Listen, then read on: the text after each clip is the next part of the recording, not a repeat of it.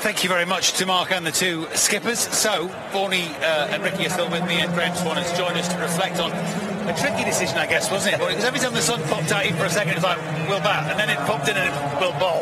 Yeah, it was probably one of those as a captain, you didn't mind to lose it, but you know, when you're 1-0 down in the series, you generally win those tosses and you have to make the decision. You know, I can completely understand why he's gone with the ball in hand. You know, I think the ball will do something. It's a chance for England to get some early wickets, get David Warner, get Steve Smith out there as soon as they possibly can, get into this test match with a good first session. Would you have bowled? Would you have bowled? No, I always like to bat. I personally would have batted. I mean, Ricky said that this pitch is just a little bit drier, and Steve Smith just said it's more like an old Adelaide wicket. Whether he's just trying to play a few mind games, we'll have to wait and see. But, you know, England will be delighted that they've got the ball in hand. They just need a good first session and get some early wickets and in amongst the Australian batsmen. What would you do, Ricky? Oh, look, I think I would have batted as well, but if I look back at their team, I think it's England's best chance of winning the test is to bowl first today. It does look like more of a day two Adelaide pitch, just with the colour of it. It's a bit browner and lighter than you've seen the last couple of times, but when I had a close look at it today, the grass is quite thick, so it'll do something. The seam will grab in the surface, and England have to make sure now that they've won the toss, the first session becomes really crucial for them. And there's the 11 with Craig Overton making his debut at Jake Ball's expense. And I do recall a morning, was it not here, when they took two in the first over, England? That's right, they're going to run out early on, and then the great Ricky Ponting got out first ball. I think for the first time in his Ashes career, maybe test career, so it can be done. You've got to go out there with the belief that you're going to bowl a team out. I agree with Michael Bourne. Joe Root wanted to lose that toss. He wanted the decision to be made by somebody else. They've brought in Craig Overton, though, and it'll be good for him on debut to get out there actually and get the ball in your hand early on.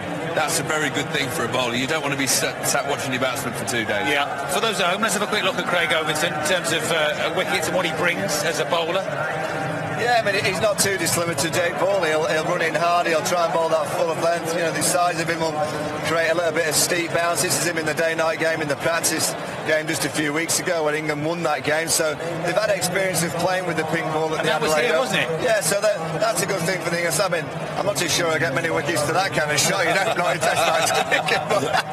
Yeah, he'll bowl 83, 85 miles an hour. You know, he can bat. I know he hasn't got many runs on this tour, but, you know, he has scored some good runs for Somerset over the years, and I just think that probably was the sway in the decision between he and Jake Ball, that England are looking at every single run that they can possibly get, and Overton might just get you a 20 or 30 down the bottom end. I can't imagine in terms of the Australian team selection there was a long debate, was there, Ricky? I wouldn't have thought so, no, considering, especially if all the fast bowlers pulled up well from Brisbane. I don't think they would have wanted to change anything there. Obviously, changing a winning team is very unusual anyway, so no concerns from the Aussies whatsoever coming into this game.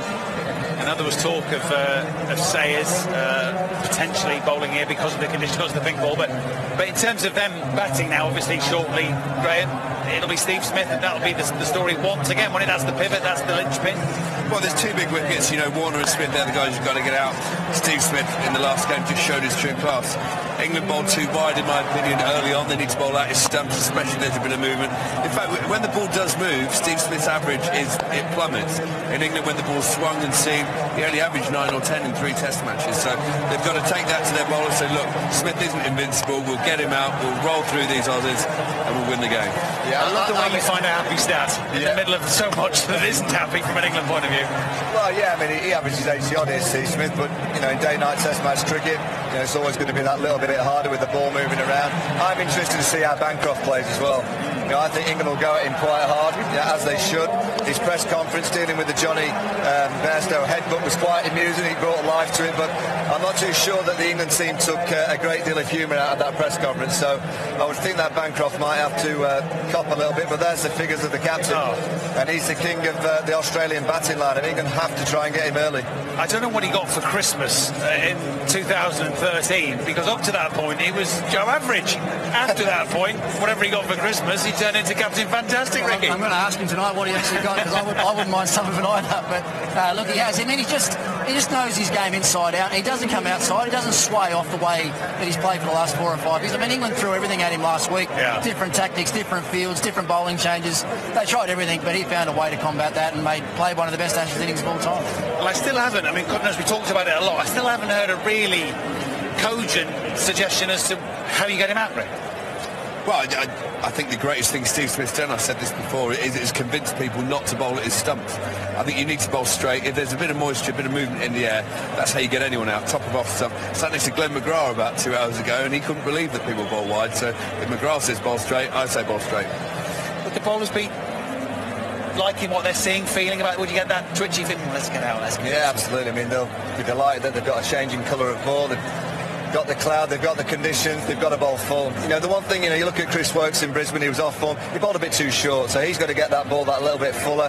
The first 10 to 15 overs always sets the tone in the Test match. Broad and Anderson, it might be that Joe Root sets different fields, particularly to David Warner. He had cover point on the boundary right from the get-go in Brisbane. I'd offer that to David Warner early, particularly with the ball moving around. I'd be saying to David Warner, Broad and Anderson are going to bowl full, and if you want to play the big drives through the covers, good luck, because there's going to be 3 slips and a gully waiting for that outside edge. The way that England get into this Test match and make sure they start on the front foot, they've got to get Warner early. If Warner comes and dominates for the first hour and a half, all the memories of a week or so ago will come flooding back. So get it full, get the batsmen driving, take the opportunities. I think that's pretty much it from us, because play is not far away. High time we got a pitch inspection report, and Jeffrey has gone to join Adam Gilchrist for the details.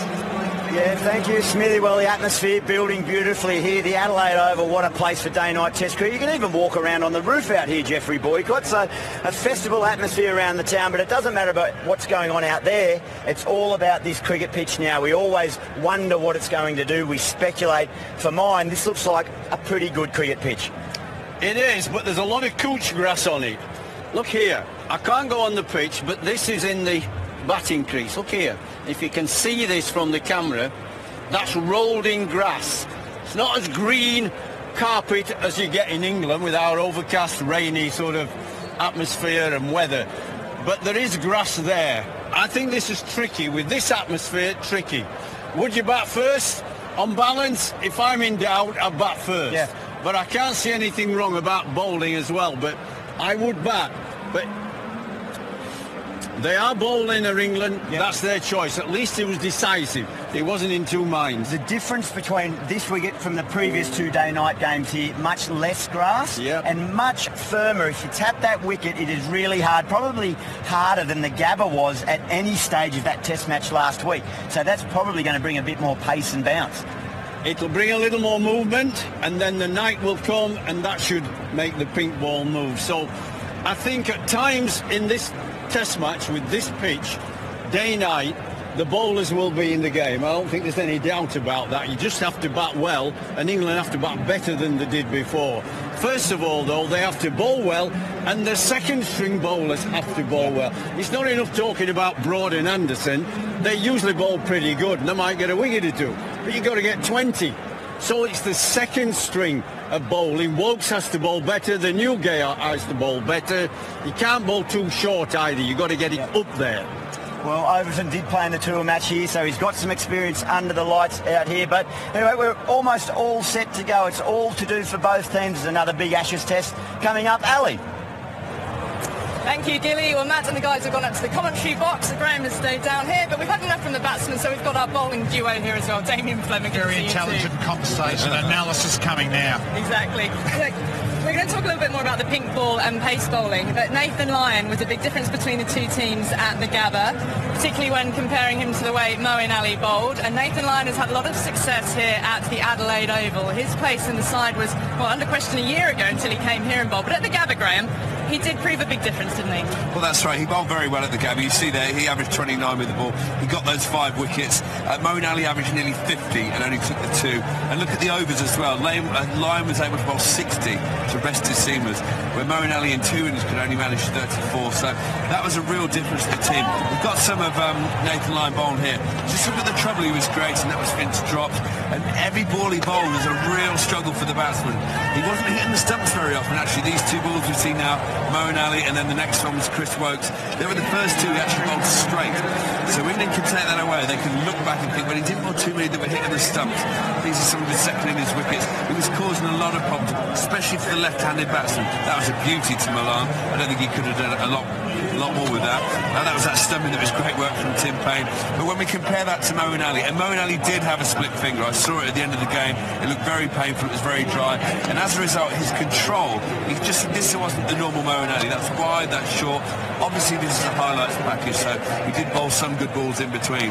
But this wasn't the Moeen Ali we know, and he was seriously out-bowled. I mean, that's just in the second innings. You can't bowl full tosses. You've got to make the batsman think. You see they're not getting a lot of spin either. Full toss again. So Moeen Ali really wasn't anywhere near his best in that test match. As soon as ball one full, he gets spanked over his head by the Cummins. And, by the end of the second innings, the Aussies, he was easy meat. Well, they weren't worried about turn, were they, in the end? So they were hitting him straight down the ground. So hopefully his fingers got him better. Can he rip at this test match? Well, hopefully. As I say, I saw him after the first test. He had a big... It glued his finger as a mess, basically. But this was last night, and he's obviously bowling in the nets. If he's moisturised his finger throughout the week, that's very important. You need to moisturise. I used to use lanolin cream. Yes. Get it on. That would work. But I would never dry it. And I think what they were going for, the England medical team, was to dry it out at first. Yeah. But I'm hoping he's moisturised it. As I say, he was bowling last night. He is playing in the team as a bowler, bowling all round. So we'll have to wait and see how he gets on. And certainly, and also the one factor he does have too is he played spin well, so he should be passing that on to Stoneman and Milan. This just shows here, I mean, look at the balls by the stumps. That was where the ball is going to pass. The white ones are lines, the blue ones are alleys. Ali actually bowled balls that were more or less around hitting the stump just to right-handers. A lot of Nathan Lyon's balls bouncing way over the top. That's something for England to look at and think, did we need to play at all these deliveries? Yeah. Will there be the same bounce here at the Adelaide Oval? We'll have to wait and see. I think there will be, Swanee. OK, well, in that case, England have to say we played at balls we didn't need to last week, and that's an area to improve. Well, England have got first use with the ball here, but when it comes to Australia bowling, Mitchell Starc has had some good success here at the Adelaide Oval, but in terms of the length, are England going to get a lot more short stuff? I think they will, but if the ball's swinging, they'll pitch it up, particularly Mitchell Starc, but this is their impact delivery, which we saw got dismissals up at the Gabba, and I'd expect the English top order to cop a lot of these short balls, but it's more the tail enders. The English tail need a plan, and I'd be ducking, Swanee. I'd be making sure I hit the deck. This is the dismissal of Cook. I'd expect him to get a few short balls as well, because even though he hit it well, that's the captain, Joe Root, on the money, and that's what Mitchell Starc can do. So in between these full swinging deliveries, the bouncer is still a threat. So the England batsmen have got to know how to take on the short ball. I mean, they weren't losing their wickets. Well, that's a good thing for me. The top order were not getting out to it. I mean, Milan got out hooking in the second innings, but they weren't actually getting out. And this is what you see here. This is Jake Ball back now. This is number 9, number 10. Yes, that is not how you play the short. Well, it's a good shot in French cricket, not in Ashes cricket, is it? In my garden, that's out. If it goes over next door's garden behind you, you're gone. It is England with the ball, first up today. Jake Ball has lost out on his place, Craig Overton making his debut. It's a little bit hard on Jake Ball, but he and, I suppose, Chris Wokes, both of them were more expensive, weren't they, as backup bowlers? I just felt they were in that in-between length, weren't they? They were just short of a length without being a bouncer, and then they were half volleys without getting a good length. So Wokes is obviously the more experienced of the two. I'm disappointed for Ball. You get picked for one test match. This is a more grass pitch. I reckon he'd enjoy it, but I suppose it's an opportunity for Overton. Absolutely. And they were basically 6 of one, half a dozen of the other at Brisbane. They didn't bowl well, but they didn't bowl badly. And you're going to get runs from Wokes. He's a much better player down the order. So it opens the door for Overton. Overton, from what I learned, or what I've been told, I've seen a bit of him, and I just asked Stuart Broad actually before, and I said, what's he actually like? How's he going to go? And he said, basically, he's like Chris Tremlett, but not quite as quick. Chris Tremlett bowled really well in 2010-11, so maybe that's a good omen for England. Yeah, and I think it strengthens their batting as well. But bottom line is, on this pitch, you've got to hit that avenue of apprehension. You've got to create boulevard of amusement. Maybe. And the Aussie batsmen will be hoping they're not heading to the doorway of departure. Right, we are just a few minutes away from the start of play here. We've got anthems coming up for you here on BT Sport. Don't go away.